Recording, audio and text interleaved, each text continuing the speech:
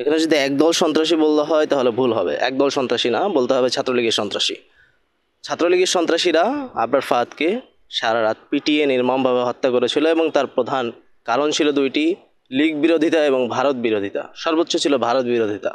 আওয়ামী লীগ ভারতের যে দালাল ছিল সেই দালালির বিরোধিতা করার কারণেই আবরার ফাহাদকে নির্মমভাবে পিটিয়ে হত্যা করা হয়েছে।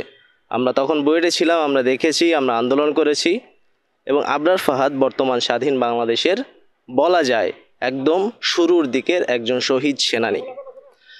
বাংলাদেশে ভারতের বিরুদ্ধে সংগ্রামের বলা যায় প্রথম শহীদ আবরার ফাহাদ, যার ফলশ্রুতিতে আজকে বাংলাদেশে 5ই আগস্ট বা 36শে জুলাই আমাদের নতুন করে আরেক রাউন্ডের স্বাধীনতা এসেছে।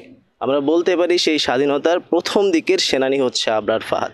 তো সেই হিসাবে আবরার ফাহাদকে মরণোত্তর স্বাধীনতা পুরস্কার দেওয়াটা অবশ্যই যৌক্তিক, তো শুধু নয়, মানে যৌক্তিক বলা যায় যে আপনার অবশ্যই যৌক্তিক, বাট যৌক্তিক দিয়ে সেটাকে আসলে যথেষ্ট বলা যাবে না। আবরার ফাহাদ এর চাইতে অনেক বেশি কিছু ডিজার্ভ করে, অনেক বেশি কিছু আশা করে, তাকে আমরা সেটা দিতে পারি নাই, কিন্তু যতটুকু পারছি তাকে মরণোত্তর স্বাধীনতা পুরস্কার দিয়ে আমরা আসলে আমাদের তার প্রতি যে ঋণ, সেই ঋণ পরিশোধের সামান্য একটা ব্যবস্থা করতেছি, এই আর কি। আবরার ভাই আমাদের 1 বছরের সিনিয়র ছিল, আমি ছিলাম বুয়েট 18 ব্যাচ, ভাইয়া ছিল 17 ব্যাচ। তো যে সময়টাতে ভাইয়া আর কি ফেসিবাদের বিরুদ্ধে লেখালেখি করতো বা করেছে, তো সেই সময়টাতে আসলে আমরা অতটা সাহস করে লেখালেখি করতে পারতাম না, কারণ আমাদের ভার্সিটিতে তখন হচ্ছে ফেসিবাদীদের যেই ছাত্র নিয়ন্ত্রক ছিল, তো তারা হচ্ছে সবসময় হয়তো আমাদের চাপের মুখে রাখতো, বা আমরা কিছু বলতে চাইলে আমার বলতে দিত না, বা হচ্ছে আমাদের উপর অত্যাচার চালাতো র্যাগ নামে।